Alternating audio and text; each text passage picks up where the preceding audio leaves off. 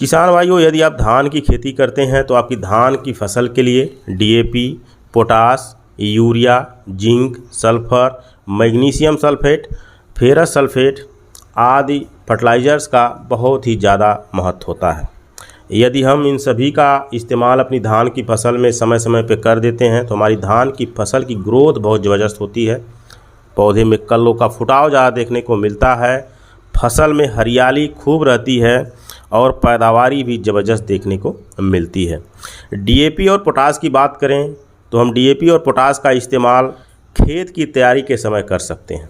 जब हम खेत का कद्दू करते हैं उस समय हम 50 किलोग्राम डीएपी और साथ में 20 से लेकर 25 किलोग्राम पोटास एक साथ मिला करके हम प्रति एकड़ की दर से छिट्टा लगा करके दे सकते हैं।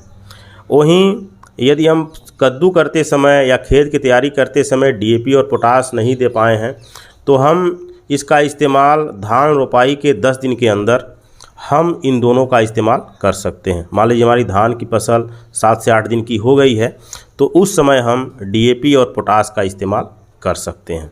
इसके साथ हम चाहें तो कुछ मात्रा में यूरिया भी मिला सकते हैं।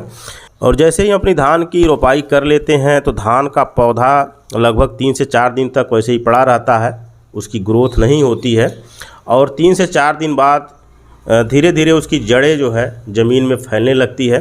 अब उसे पोषक तत्व की ज़रूरत महसूस होने लगती है। तो अब इस समय हमें पहला यूरिया देनी है अपनी धान की फसल को। तो जब हमारी धान की फसल लगभग 10 से लेकर 15 दिन की हो जाए तो उस समय हमें पहला यूरिया देने के बारे में सोचनी चाहिए। कारण कि यूरिया देने से फसल की ग्रोथ अच्छी होती है, कल्लों का फुटाव भी अच्छा होता है और फसल में क्लोरोफिल की मात्रा बढ़ जाती है जिससे पौधा भोजन का निर्माण ज़्यादा करता है, जिससे फसल की ग्रोथ अच्छी होती है।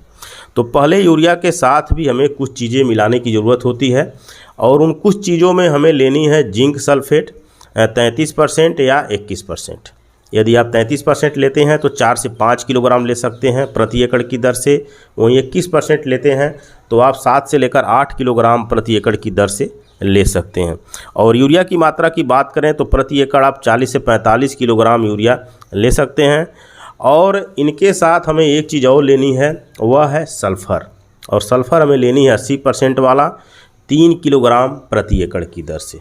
अब इन तीनों को मिला करके धान की फसल में अच्छी तरह से छिट्टा लगा दें और छिट्टा लगाते समय इस बात का ज़रूर ध्यान रखें कि खाद एकदम बराबर गिरनी चाहिए और खेत में बहुत ज़्यादा पानी भराव नहीं होनी चाहिए। कारण कि यदि ज़्यादा पानी भराव रहता है तो खाद घुल करके ज़मीन के नीचे चली जाती है, जिसे हम लीच डाउन भी कहते हैं।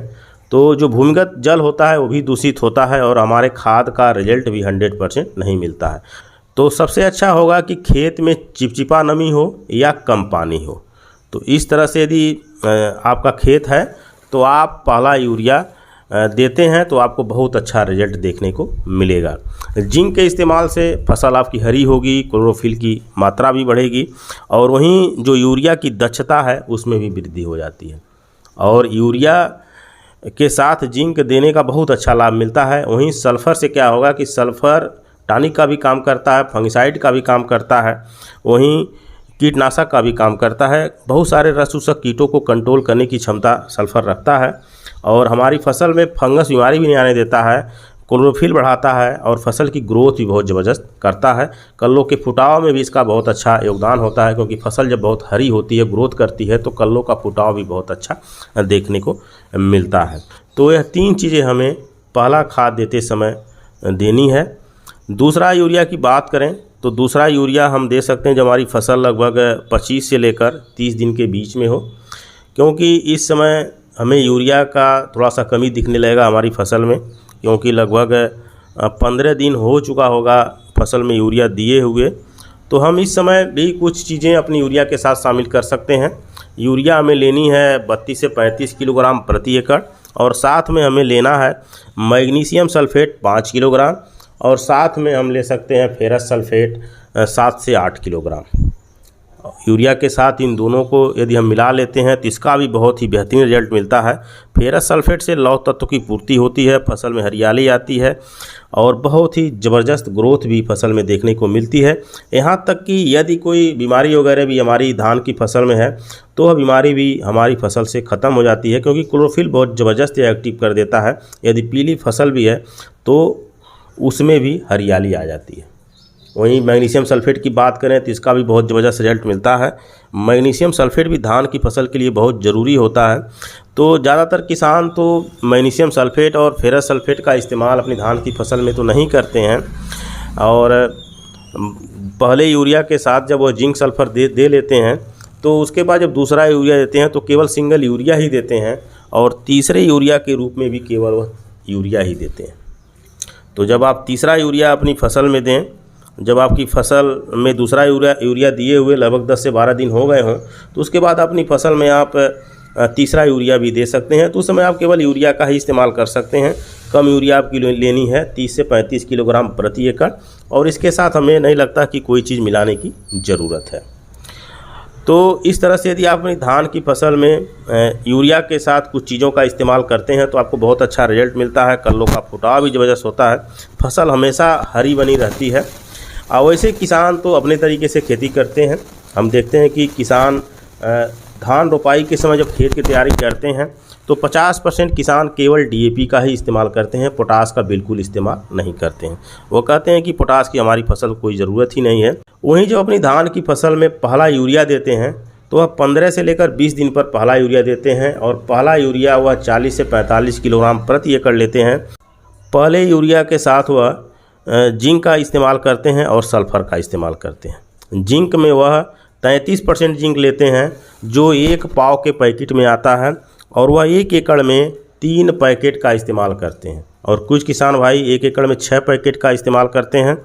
और वहीं सल्फ़र की बात करें तो WDG 80% सल्फ़र का इस्तेमाल तो करते हैं, लेकिन केवल 1.5 किलोग्राम प्रति एकड़ ही सल्फ़र का इस्तेमाल करते हैं। और कहते हैं कि हमारी फसल की बहुत अच्छी ग्रोथ इतना ही देने से हो जाती है, तो हमें बहुत अधिक जिंक और सल्फ़र देने की क्या ज़रूरत है। और दूसरा यूरिया वह देते हैं जब उनकी फसल 35 से लगभग 40 दिन की हो जाती है, तो उस समय वह केवल यूरिया का ही इस्तेमाल करते हैं।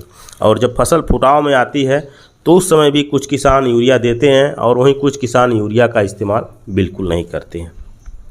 तो किसान भी अपने तरीके से भी खेती करते हैं, और आप लाख समझाइए उनको वही चीज़ डालते हैं जो उन्हें अच्छा लगता है। और ख़ास तौर पे यह भी ध्यान रखने की चीज़ है कि जो चीज़ इस्तेमाल करके हमें पिछले साल बहुत अच्छी धान की पैदावारी मिली थी, वही इन्हीं चीज़ों का इस्तेमाल इस साल भी हमें करनी चाहिए। अनावश्यक कोई भी चीज़ हमें धान की फसल में नहीं देनी है। यदि हमारी फसल में जितना यूरिया की ज़रूरत है उतना ही यूरिया देने की ज़रूरत है। जिंक सल्फ़र की भी जितनी ज़रूरत हमारी फसल को है उतनी ही देने की ज़रूरत है। लेकिन अनिवार्य रूप से आप अपनी धान की फसल में यूरिया के साथ जिंक और सल्फ़र का ज़रूर इस्तेमाल करिए, क्योंकि इन दोनों का बहुत अच्छा रिजल्ट आपको देखने को मिलेगा। वहीं कुछ ऑर्गेनिक खाद भी मार्केट में मिल जाती है, जैसे सागरिका हुआ और बायोवीटा, ये दोनों नामी हैं। वहीं बहुत सी ऐसी कंपनियां हैं जो झोले में भरकर और बाल्टी में भरकर ऑर्गेनिक खाद बेचती हैं। उनका कहना होता है कि यदि आप धान की फसल में या किसी अन्य फसल में इसका इस्तेमाल कर देंगे तो बहुत अच्छा रिजल्ट आपको मिलेगा, फसल की ग्रोथ बहुत अच्छी होगी। यदि धान में इसका इस्तेमाल करेंगे तो धान में कल्लों का फुटाव बहुत ज़बरदस्त होगा, माने ज़्यादा कल्ले हो जाएंगे और पैदावारी भी ज़्यादा मिलेगी।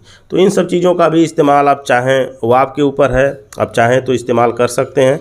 और इनका भी इस्तेमाल आपको करना है पहले यूरिया के साथ। यदि सागरिका या बायोवीटा का इस्तेमाल करना चाहते हैं तो आप पहले यूरिया के साथ इन दोनों का इस्तेमाल कर सकते हैं। ये दोनों ऑर्गेनिक खाद है, इनमें से किसी एक को लेकर के आप इस्तेमाल कर सकते हैं। चाहे आप सागरिका यूज कर लीजिए, चाहे बायोवीटा यूज कर लीजिए, दोनों समुद्री शैवाल से ही बनी हुई चीज़ें हैं। तो दोनों का रिजल्ट लगभग समान ही है और दोनों का बढ़िया रिजल्ट मिलता है, काफ़ी नामी है किसानों के बीच में। तो आप चाहें तो पहले यूरिया के साथ इनका भी आप इस्तेमाल कर सकते हैं। और किसान यदि ज़्यादा से ज़्यादा अपनी खेत में गोबर की खाद का इस्तेमाल करते हैं तो उनकी फसल और अच्छी होती है। यदि आप चाहते हैं कि कल्लों का फुटाव ज़बरदस्त हो, फसल की ग्रोथ अच्छी हो, तो गोबर की खाद का इस्तेमाल अपनी खेत में ज़रूर करें। यही एक ऐसी खाद है जिससे हमारे पौधे को हर पोषक तत्व मिल जाता है। पोटास भी मिल जाता है, फास्फोरस भी मिल जाता है, नाइट्रोजन भी मिल जाता है, सल्फर भी मिल जाता है, मैग्नीशियम, माने कहें तो हर चीज़ें मिल जाती हैं गोबर की खाद से। यदि हम कोई तत्व यूरिया के साथ देने में चूक भी जाते हैं तो भी हमारी फसल में किसी तत्व की कमी नहीं दिखती है। तो यदि धान की खेती अच्छी तरह से करना चाहते हैं तो धान की फसल को देखकर समझें कि हमारी फसल को ज़रूरत क्या है। अनावश्यक कोई भी चीज़ झोंकने का प्रयास न करें, लेकिन इतना ज़रूर करें कि पहले यूरिया के साथ आप जिंक और सल्फर ज़रूर दें। दूसरे यूरिया के साथ अपनी फसल को देखें कि हमारी फसल को क्या ज़रूरत है, उसी चीज़ का इस्तेमाल करें। यदि दूसरे यूरिया पर भी हमें लग रहा है कि हमारी फसल को जिंक की ज़रूरत है, सल्फ़र की ज़रूरत है, तो दूसरे यूरिया पर भी आप जिंक और सल्फ़र दीजिए। वहीं आपको लगता है कि मैग्नीशियम सल्फेट की ज़रूरत है या फेरस सल्फेट की ज़रूरत है तो आप फेरस सल्फेट या मैग्नीशियम सल्फेट भी अपनी फसल को दीजिए। अनावश्यक कोई भी चीज़ मत थोपिए अपनी फसल पे, क्योंकि ऐसा नहीं है कि बहुत ज़्यादा यदि हम प्रोडक्ट यूज कर देते हैं, बहुत सारी चीज़ें हम अपनी फसल में डाल देते हैं तो बहुत अच्छी ग्रोथ होती है, ऐसा कुछ नहीं है। यदि हम सामान्य तरीके से भी सामान्य चीज़ें भी अपनी फसल को देते हैं और औसत मात्रा में देते हैं तो भी हमारी फसल बहुत अच्छी होती है। और यदि मान लीजिए हम बहुत सारी चीज़ें दे करके 1 कुंतल पैदावार यदि बढ़ा भी लेते हैं तो होता क्या है कि बहुत सारा हम लागत लगा चुके होते हैं तो हमें धान की फसल से बहुत अच्छा लाभ नहीं दिखता है, भले ही हमें पैदावार ज़्यादा दिख जाती है। तो सामान्य पैदावारी हो और लागत कम लगे तो ऐसी खेती करने की ज़रूरत है। अनावश्यक कुछ भी हमें अपनी फसल में देने की ज़रूरत नहीं है।